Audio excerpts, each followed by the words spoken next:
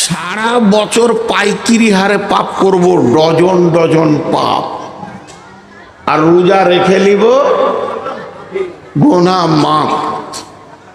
আর কেউ এখানে একটাও আলিম, সারা দুনিয়ার কোনো আলিম বলতে পারবে না যে হাদিসটা জাল বা জয়ীফ, যেহেতু নবীজি বলেছেন, সেই হাদিস বুখারী।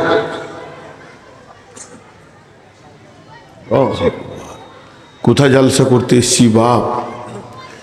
জি, সারা এলাকার লোক জি গোনায় আমার জর্জরিত হয়ে গেল। আর রমজানে এত সুন্দর করে রোজা রাখবো, একবারে রসুল যেমন করে রেখেছিল, একটা পাপ করব না। তাহলে জীবনের গুনাহ, কথা বলে না, জীবনের গুনাহ তা না, তো নামাজ পড়া কি দরকার আছে? কিন্তু আল্লাহ তাবারাক ওয়া তাআলা রসুল দুটো শর্ত করেছেন। শর্ত দুটো খুব ভালো করে শুনেন। শর্ত শর্ত শর্ত বুঝেন তো? শর্ত বুঝেন কি না? হ্যাঁ, আপনি আমাকে কি শর্ত করলেন?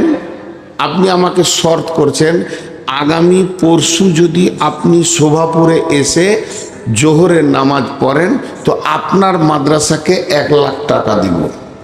এখানে এসে কালকে কালকে জুমার নামাজ পড়াতে হবে আপনাকে, আর জুমা না পড়ালে টাকা পাবেন। তো আমি চলে এসেছি শনিবার দিন, শুক্রবার বাদ দিয়ে, টাকাটা দেন। তবু তখন বলছি যে আপনার শর্ত ছিল, এখানে লেখা আছে দেখেন, যে আমি জুমার নামাজ শোভাপুর জামে মসজিদে পড়াবো, আর আমার ওয়াদা ছিল টাকা দিব। তখন আমি ওকে হালকা করে বলছি, আমি নাইলে আসিনি, তা আমার ওয়াদা নাইলে ভুল হয়ে গেছে, তো তুমি কেন ভুল করবে? এটা ঠিক হচ্ছে কি? এটার নাম শর্ত লয়। শর্ত হচ্ছে জুমা পড়ানোর সাথে টাকাটা জয়েন্ট হয়ে আছে। আমি যখনই জুমা পড়িনি, অটোমেটিক আপনার ওয়াদাটা বাতিল হয়ে গেছে। আপনি খুশি হয়ে দিলে দিতে পারেন, না দিলে আর আপনার গুনাহ হবে না। এটা বলে শর্ত। তো আল্লাহ রসুল দুটো শর্ত করেছেন, দুটো শর্ত। ওই রোজাতে গুনাহ মাপ হবে, তার জন্য দুটো শর্ত করেছেন। দেখেন, আমি শর্তগুলো দুবার করে বলবো। বিসমিল্লাহির রহমানির রহিম। মান সামা রমজান ঈমানাও ঈমানাও ঈমানাও ওয়া ইহতিসাবা ওয়াহতিসাবা গুফিরা লাহু মা তাকাদ্দামা মিন জামবি। যে লোকটা রোজা রাখবে ঈমানকে, ইহতিসাবকে সঙ্গে নিয়ে, ঈমান আর ইহতিসাব এই দুটি জিনিসকে সঙ্গে নিয়ে রোজা রাখবে, আল্লাহর নবী বলছেন, উম্মত তুমি নিশ্চিত হয়ে যাও, তোমার গুনাহ মাফ হয়ে যাবে। এটা কি বোতলের ভিতরে? এটা কি? কিন্তু আমি বলছি শরবত। যদি শরবত হয়, এর সঙ্গে কি থাকতে হবে? চিনি যদি না থাকে, লেবু যদি না থাকে, তো ওটাকে কেউ শরবত বলবে? বলবে না। তো যে রোজাতে ওই দুটি জিনিস নাই, ঈমান আর ইহতিসাব, ওটা রোজা লয়, ওটা উপোস। ঈমান আর ইহতিসাব থাকতে হবে। এবার ঈমানটা কেমন? ঈমানটা কেমন? ঈমানটা কেমন? রোজা রাখছি, আমার গুনাহ মাফ হবে। আমি রোজা রাখছি, আমার গুনাহ মাফ, কথা বলে না? হবে না, হবেই। এর নাম ঈমান।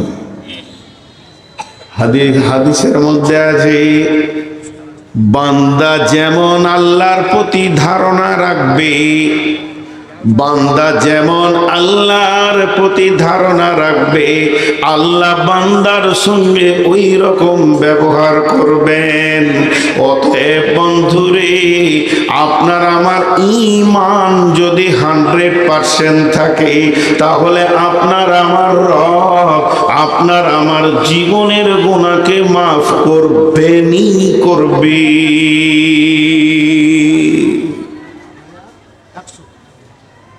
রোজা রাখছে তো মনে মনে ভাবছে মাফ হতেও পারে, না হবে, এরকম মনে মনে চলবে। আপনারা ধ্যান দেন আমার কথাগুলোতে, চলবে না। একটা উদাহরণ দিই, হাত তুলে দোয়া বিদআত। বড় বড় আলেমরা বলছে ভাই আমি ফতোয়া দিচ্ছি না, ফতোয়া দেওয়ার মতো আমার ইলম নাই, উদাহরণ দিচ্ছি। মনে করেন বলে বলছি যে রমজান মাসে আপনাদের ইমাম সাহেব তারাবি শেষ হয়ে গেল আজকে, তো বলছি চলেন একবার দোয়া করি সবাই, আল্লাহর কাছে কাঁদি। 21 রোজা চলছে, তো ইমাম সাহেব দোয়া করছে, এই আল্লাহ তুমি আমাদেরকে মাফ করে দাও, গুনাহ করেছি মাফ করে দাও। ঈদগাহের ময়দানে হাত তুলে দোয়া করছি, মাবুদ তুমি আমাদেরকে ক্ষমা করে দাও, মাফ করে দাও। জেনা করেছি মাফ করে দাও, চুরি করেছি মাফ করে দাও। মাবুদ কত মিথ্যা কথা বলেছি, তুমি আমাদেরকে মাফ করে দাও। অঝোর নইলে ইমাম কাঁদছেন, মুক্তাদিদের ভিতরে মুয়াজ্জিন টুকরে টুকরে কাঁদছে, বলছে আল্লাহ বেশক পাপগুলো করেছি মাফ করে দাও। এরই ভিতরে হাজি সাহেব কাঁদছেন, গাজী সাহেব কাঁদছেন, গায়ের মাস্টার সেও বলছে মাবুদ বেশক অনেক গুনাহ করেছি, তোমার নবী বলেছে রোজাতে গুনাহ মাফ হবে। এই আল্লাহ তুমি মাফ করে দাও, এই মাফ করে দাও। অঝোর নয়নে সবাই কাঁদছে, এরই ভিতরে আমার মতো এক বেঈমান বসে আছে, খালি অলসতার সঙ্গে বলছে আমিন আমিন আমিন, অলসতার সঙ্গে বলছে, আর মনের ভিতরে বলছে মাফ হতেও পারে না পারে। আল্লাহ বলছে এটা চলবে না, বিশ্ব নবী বলছে চলবে না।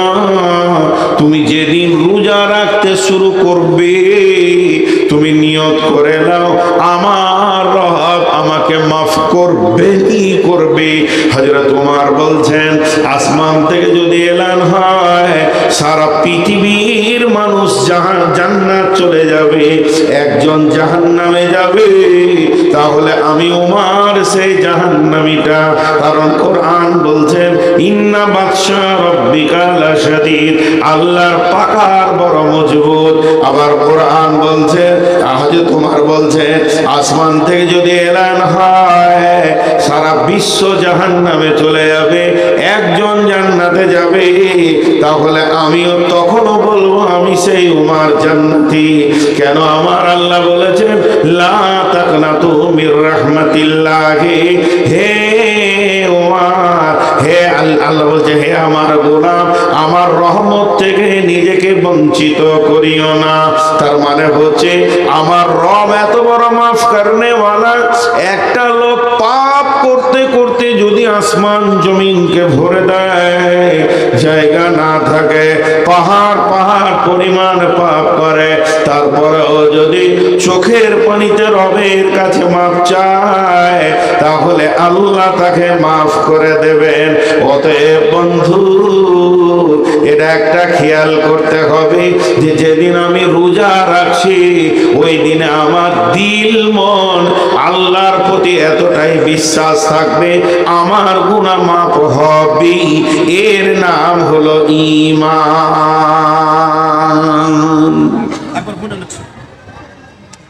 এর নাম ঈমান,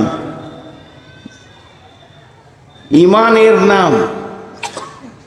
একটা উদাহরণ দিই, খুব শুনে ভালো লাগবে। আমার বাড়ি বর্ধমান, যদিও বর্ধমান বাড়ি তো আমি বীরভূম সীমান্তে বাস করি, বোলপুরের পাশে। আমার গ্রামটা পরে 3 কিলোমিটার 4 কিলোমিটার বর্ধমান আছে, তারপরে বীরভূম শুরু। তো রমজান মাস আমার বিয়ে হয়েছে বীরভূম জেলায়। তো হঠাৎ বোলপুরে যখন পৌঁছাইছি তখন আসরের নামাজ পড়ছি, খেয়াল করে শুনেন উদাহরণটা।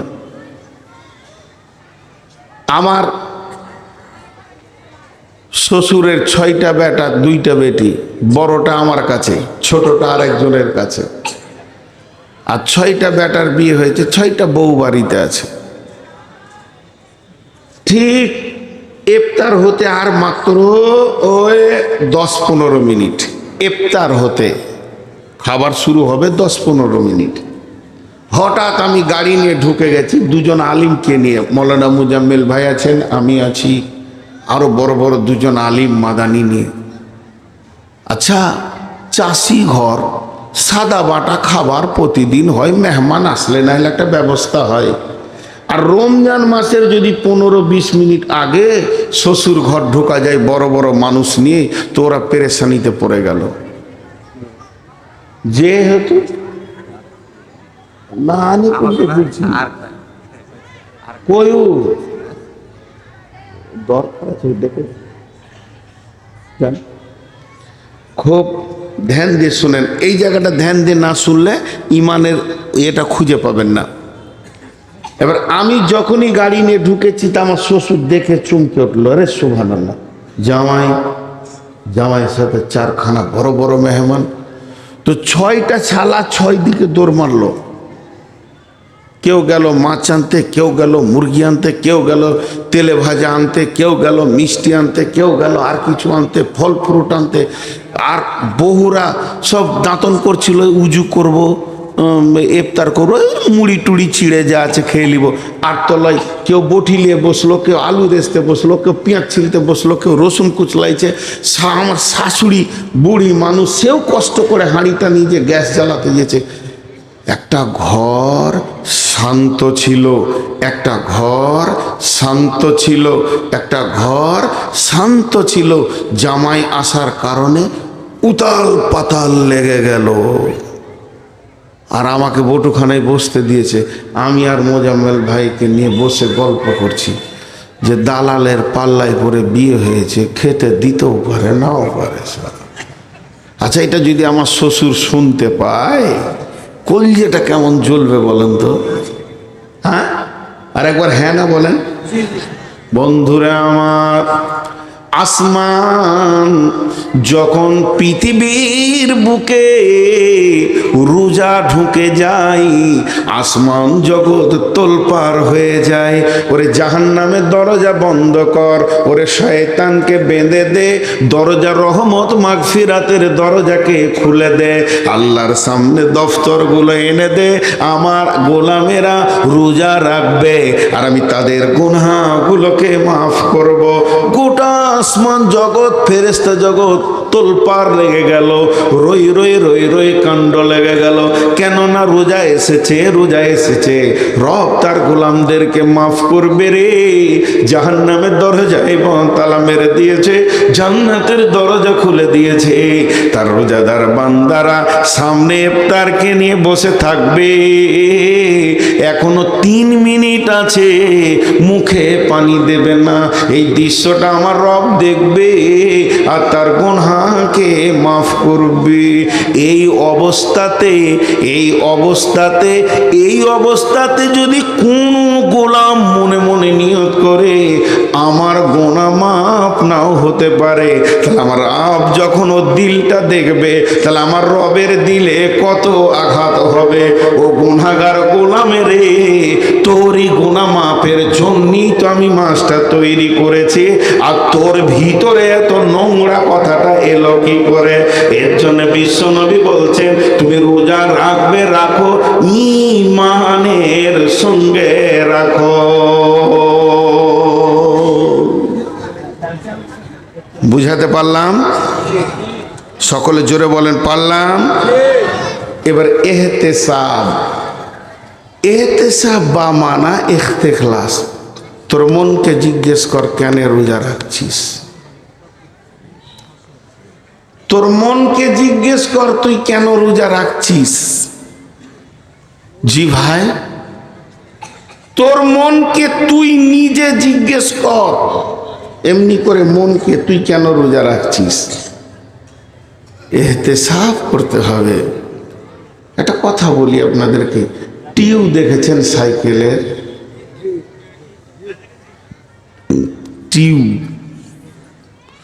ওই টিউ একটা নজেল আছে, ওইখানে সিরিঞ্চি পাম্পারটা লাগিয়েছে দিয়ে পাম্প করছে, পাম্প করছে, পাম্প করছে, ফস ফস ফস ফস, ক্লান্ত হয়ে বসে গেল।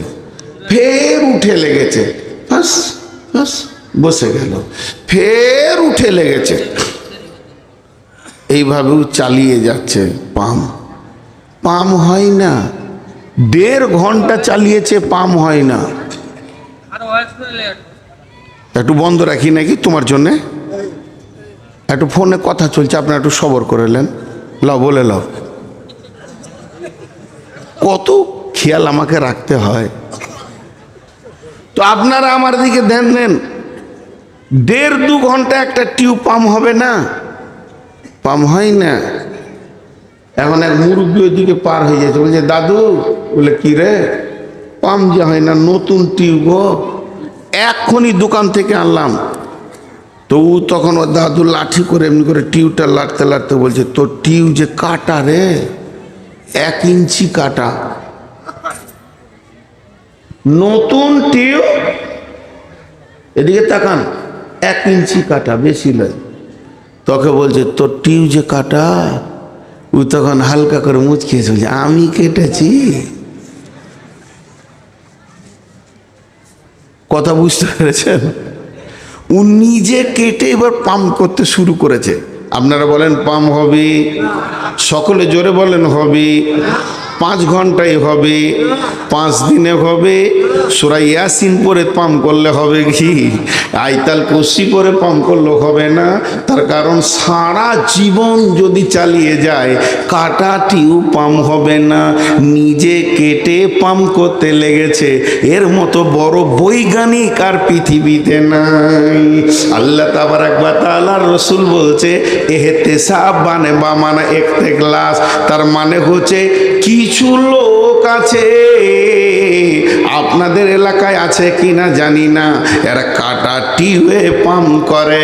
কিছু লোক আছে তারা রমজান মাসের চাঁদ যেই উঠে যাবে, গোসল করে মসজিদ ঢুকে যাবে, যেদিন ঈদ হয়ে যাবে মসজিদ থেকে পালিয়ে যাবে। তার কারণ ও খালি প্রতিদিন গুনছে, আর 25টা রোজা, আর 20টা রোজা, আর 10টা রোজা, 25টা হলো 5টা রোজা, 28টা হলো আর 2টা রোজা।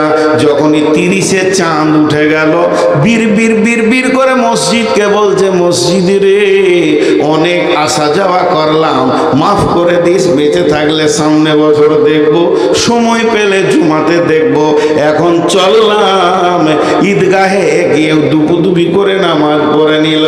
আল্লাহ তাবারাক ওয়া তাআলার নবী বলছেন, তুই যে ঈদের পরের দিনে মসজিদ থেকে পালাবি এটা আল্লাহ ভালো করে জানে। অতএব তুই যে মালটা পালানো মাল, ভাগোড়া মাল, তুই ঢুকেছিস পাম্প মারতে, আর ওইদিকে 30 রোজার পরে টিউ কেটে রেখে দিয়েছিস। তোর মতো বেঈমান যদি 70 বছর রোজা রাখে, একটাও কবুল হবে না। এই মাল আপনাদের এলাকায় আছে? নাই, আলহামদুলিল্লাহ অনেক আছে। ঠিক রোজা হয়ে গেলে ঈদ পরি কেটে পড়ে, ওকে অত জাল লাগছে, এই ল্যাব দিব, হ্যাঁ এত জাল লাগছে তো, ওকে বুড়া মানুষের মতো চট গায়ে দিয়ে দিয়েছে খেপা। হ্যাঁ কত তো কাটা টিউবে পাম্প হবে না। আমি দৌড়ছি, হঠাৎ মোটর সাইকেল নিয়ে শ্বশুর বাড়ি, উদাহরণগুলো মন দিয়ে শুনবেন, গিয়ে আমার বড় শালাকে বলছি, আসসালামু আলাইকুম ভাই, ভালো আছেন? কি ব্যাপার হঠাৎ এরকম করে, কোনো কাপড় চুপড় যে ভালো পরিষ্কার পড়ছে? আর বলি না, মাথা খারাপ, বলি আমি তাড়াতাড়ি এসেছি। কি হলো বলেন? বলে আমার বাড়ির পাশেই রোড সাইডে 10 কাঠা জায়গা, 4 লাখ টাকা করে কাঠা চলছে এলাকায়। ও বেচারা চাপে পড়ে 3 লাখে দিয়ে দিচ্ছে আমাকে। তাহলে 10 কাঠা জায়গায় 30 লাখ টাকা লাগবে। ভাই আমার 25 লাখ জোগাড় হয়ে গেছে, 5 লাখ দিতেই হবে। আর রাতের মধ্যে যদি 30 লাখ না দিই, আর একটা পার্টি 35 লাখ ধরে দাঁড়িয়ে আছে, ওকে দিয়ে দেবে, জায়গাটা হাতছাড়া হয়ে যাবে। ভাই ওই জায়গাটা আপনার বোনের নামে আর আমার নামে করব, আপনি আমাকে 5 লাখ টাকা ধার দিন। আজকে হলো বুধবার, কাল বৃহস্পতিবার জায়গাটাকে লেখালেখি নিয়ে ব্যস্ত থাকবো। শুক্রবার জুমার দিন কোথাও যাব না। শনিবার রবিবার বাদ দিয়ে সোমবার দিন আপনি ঘরে না থাকলেও আমি টাকা এনে ভাবির হাতে দিয়ে চলে যাব। আমার টাকা ব্যাংকে আছে, রাতে তোলা সম্ভব নয়। শালা তো মনে মনে ভাবছে যে যাজ্ঞা 5 কাটা যদি ওয়ার হয়তো 5 কাটা আমার বোনের তো হচ্ছে, তো আমার বোনের তো একটু মজবুত হচ্ছে। ক্যাশ ঘরে ছিল 5 লাখ দিয়ে দিলে, আর আমি খালি ঘন ঘন বলছি সোমবার দিবই, সোমবার কোথায় যাবো না দিয়ে দিব। ওটা মুখে বলছি এখানে, আর ভিতরে বলছি টাকা দিয়ে দেখ রে শালা, কত সোম যাবে তোর। সোম যেতে যেতে তুই কবরে চলে যাবি। তোর বোন আছে আমার কাছে, এটা হচ্ছে কোথা বুকের কথা। ও আমাকে টাকা দিল কেন, আমার এইখানটা বুঝতে পারলো না। মানুষ বুঝতে পারলো না, টাকা দিয়ে দিল। কিন্তু একবার আপনি বলেন ও বুঝতে পারলো না, তা আমি যে রোজার পর থেকে পালাবো, আল্লাহকে বলছি খালি গোনাটা মাফ করে দে, তারপরে কেটে পড়বো। আল্লাহ কি জানে না? যারা বলেন গাঁওয়ালা বলছে মুসাল্লি এলো মুসাল্লি গেল, ইমাম বলছে মুসাল্লি এলো মুসাল্লি গেল, মাস্টার বলছে মুসাল্লি এলো মুসাল্লি গেল, সবাই বলছে মুসাল্লি এলো গেল, আর আমার রব আসমান থেকে বলছে চিটিং বাজেলো আর মসজিদ থেকে চিটারি করে চলে গেল। এর জন্য নবীজি বলছেন তুমি 2টি জিনিসকে ঠিক করো। 1 নম্বরে তুমি ঈমানকে ঠিক করো যে আমি রোজা রাখছি, আমার গুনাহ মাফ হবে। আর 2 নম্বরে তুমি ঠিক করো ইহতিসাব, যে আল্লাহ আমি যে পাপ করেছি তুমি মাফ করে দাও। আমার জীবদ্দশায় আমার জ্ঞান বশত দ্বিতীয়বার আর আমার দ্বারা এই পাপ হবে না।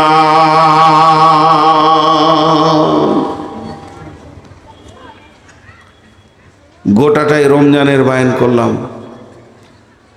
আমার দ্বারা দ্বিতীয়বার এই পাপ আর হবে না, তুমি মাফ করে দাও আল্লাহ আমাকে। তো নবীজি বলছে যদি এই 2টি তোমার ঠিক থাকে, এই সামনে যে রোজা আসছে, আমি 70 বছরের পাপী, আর একজন 90 বছরের পাপী, আর একজন 20 বছরের পাপী, এমন হনে পাপ নাই যেটা করিনি। চোখের পানিতে কাঁদি আর নিয়ত করি জ্ঞানবশত 2বার আর পাপের জায়গায় পা দিব না। আল্লাহ তুমি আমার গুনাহ মাফ করো, তুমি করবি তো ওর মাফ হয়ে যাবে। কিন্তু মাপ চাইতে গেলে কিছু জিনিস মাপ হবে না, হাজার মাথা ঠুকলো। 1 নম্বর হলো যদি কারো জমিকে দাবিয়ে রেখেছেন, কেউ আপনার টাকা পাবে পরিশোধ করেননি, শক্তির বলে যদি কাউকে মেরে রেখেছেন থাপ্পড় গালে, যেগুলো আপনি অন্যায় করেছেন এগুলো মানুষের কাছ থেকে মাপ চাইতে হবে। যাকে আপনি টাকা দেননি টাকাটা ফেরত দিতে হবে। যার জমিটা জবরদখল করে নিয়েছেন ওটাকে তার কাছে রিটার্ন করতে হবে। এতগুলো না করা পর্যন্ত গুনাহ মাফ হবে না।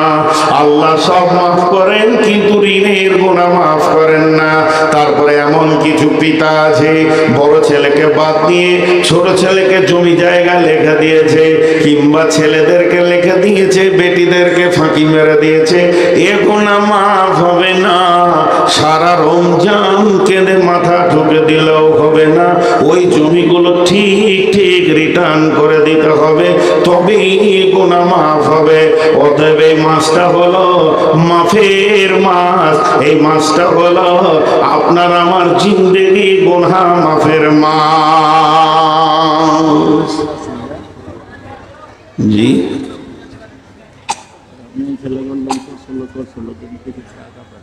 কত বলো? রাউন্ডে 22,362, দ্বিতীয় রাউন্ডে 60,770, টোটাল 83,129। 2বারে মেয়েরা 83,129 টাকা দিয়েছে। আলহামদুলিল্লাহ। হ্যাঁ চিল্লাচিল্লি করেছে, চোপার জোর বলি টাকাটা দিয়েছে। দেন ও সামনে কেন, আপনি দেন শুরু করেন। জি করছি। তো আমি আপনাদের কাছে বিসমিল্লাহ থেকে এই পর্যন্ত শুধু একটা বিষয়ের উপরে কথা বললাম, সেটা হলো রমজানের রোজা। রমজানের রোজা আমাদেরকে রোজা রাখতেই হবে, যারা আমরা ফরজ। এবার কিভাবে রাখবেন, কোথা কি আছে, সুন্নত আছে, অজিব আছে, এগুলো মুফতিদের ব্যাপার। আমি শুধু ফাজাইলের ওপরে কথা বললাম। আল্লাহ আমাদের সকলকে রোজা রাখার তৌফিক দান করুন, জোরে বলেন। তো এই যে রোজার ব্যাপারে প্রায় 2 ঘন্টা হতে চলল, 10 মিনিট কম আমি যা বায়ান শুরু করেছি তাতে। তো এই 2 ঘন্টাতে শুধু একটাই জিনিস বোঝাতে পারলাম যে আমাদেরকে রোজা রাখতে হবে। জানেন, আমাদের ভিতরে অনুশোচনা নাই। ঈদ, বিশ্বনবী বলছেন যারা রোজা রাখে না তারা যেন ঈদগাহে না আসে।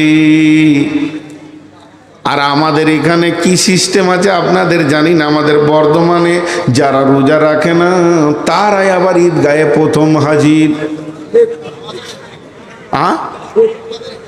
ওরাই আবার হুঙ্কার মেরে বলবে টাইম হয়ে গেছে, তাড়াতাড়ি করেন।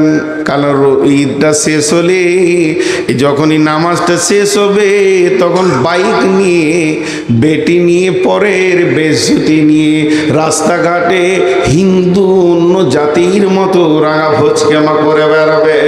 এর জন্য তারা তাড়াহুড়ো করে। হযরত উমর ডুকরে ডুকরে ঈদের দিনে কাঁদছেন। সাহাবীরা প্রশ্ন করলেন, আমিরুল মুমিনিন, খলিফাতুল মুসলিমিন, আজকে হলো ঈদের দিন, আজকে আপনি কান্না করেন কেন? আমিরুল মুমিনিন বলছেন, বন্ধু, তোমাদের এই রোজা কবুল হয়ে গেছে, তোমরা তো আনন্দ করবে, আমার রোজা কবুল হয়েছে কিনা আমি অনুশোচনায় আল্লাহর কাছে কাঁদছি। অতএব বন্ধু, রমজানের রোজা আল্লাহ তাবারক ওয়া তাআলা বললেন, ইয়া আইয়ুহাল্লাযীনা আমানু, হে ঈমানদারেরা, কুতিবা আলাইকুমুস সিয়ামু কামা কুতিবা আলাল্লাযীনা মিন ক্বাবলিকুম লাআল্লাকুম তাত্তাকুন। হে ঈমানদারেরা, তোমাদের উপরে আমি রমজান মাসের রোজাকে ফরজ করে দিলাম, যেমন তোমাদের পূর্বপুরুষের উপরে করেছিলাম, যাতে করে তোমরা মুত্তাকি হয়ে যাবে। জি, আল্লাহর গোলাম। এবার আপনারা বলেন, এতক্ষণ যে বায়ান শুনলেন, এটা আপনাদেরকে কিছু দেওয়া হলো আল্লাহর তরফ থেকে। আমি নূর মোহাম্মদ, এটা আমার শুধু মুখস্থ বিদ্যা। আমি একটা মানুষ, আপনাদের যা মূল্য আছে আমার নাই। আপনারা হলেন আমার থেকে দামি, আপনারা আমার ওস্তাদ। আমি আপনাদেরকে সবক শোনালাম, কিন্তু এই মাদ্রাসাটা ছিল বলি আজকে 2 ঘন্টা 3 ঘন্টা 4 ঘন্টা বড় বড় আলিমরা যে সবক দিয়ে গেল, তার জারিয়া হচ্ছে মাদ্রাসাটা। মাদ্রাসাটাকে বাঁচিয়ে রাখতে হবে। হযরত উমর ফারুক রাদিয়াল্লাহু তাআলা আনহুকে পিঠে বর্ষা মারা হয়েছে, বুক দিয়ে বর্ষা বেরিয়ে গেছে, মুখ দিয়ে দুধ খাওয়াচ্ছে, ক্ষত জায়গাতে দুধ বেরিয়ে যাচ্ছে, পেটে যাচ্ছে না। এই অবস্থায় একজন সাহাবী তাড়াহুড়ো করে আসছে, টাকনুর নিচে কাপড়টা চলে গেছে। হযরত উমর বলছে, ভাই তুমি আগে সুন্নতটাকে বাঁচাও, আমি মরে গেলে কোনো দুঃখ নাই, নূর মোহাম্মদ যদি মরে যায় কোনো দুঃখ নাই। মাদ্রাসাকে বাঁচিয়ে রাখেন, আমার মতো নূর মোহাম্মদকে জন্ম দিতে পারবে। আমি তো আপনাদেরই ছাত্র, পারদাওনাপুরের ছাত্র। কত এলাকা ঘুরেছি মাইক নিয়ে। সেই যুগে মৌলানা আব্দুল বারী সাহেব ছিলেন, মৌলানা আহমদুল্লাহ সাহেব ছিলেন, মৌলানা আব্দুর রহমান সাহেব ছিলেন। এনারা পৃথিবী থেকে চলে গেছেন। মৌলানা আব্দুর রহিম সাহেব আছেন, 3জনই চলে গেছেন। মৌলানা আব্দুর রহিম সাহেব আছেন এখন। তো সেই ব্যক্তিদের পেছন করে করে এই ঢাপি পাড়া, কোন পাড়া, পোস্ট অফিস পাড়া, মৌলানা সাহেবের বাসায় খেয়েছি, ওখানে রাতে কালেকশন করা, এই করা, ওই দৌলতপুর পর্যন্ত গেছি, সব ঘুরেছি, বাখড়াবাদ টাকরাবাদ সবই চিনি। 2-3 বছর এখানে কাটিয়ে গেছি। বিধায় আজকে সেই মাদ্রাসা আছে বলি আজকে আমাকে দেখতে পেয়েছেন। মাদ্রাসাটা যদি না থাকতো আমি কি কাঁঠাল গাছে হয়েছি, নাম গাছে হয়েছি? কোন আল্লাহর গোলাম আছেন এই মাদ্রাসাকে বাঁচার জন্য 10, 20, 50, যার কাছে যেমন আছেন, 1000 টাকা, 1000, 2000, 5000, 7000, 10000, আল্লাহর রস্তে বলেন, আল্লাহর রস্তে বলেন। আমি একদম পুরো 12:30 ছাড়বো। কামাল সাহেবের ছেলেরা সবাই মিলে আব্বার জন্য 10,000 টাকা দিয়েছেন। মাশাআল্লাহ, দেখেন কেমন, যেমন বাপ তেমনি সন্তান। আর কেউ আছেন আল্লাহর গোলাম, রসুলের উম্মত বলেন, আর ওই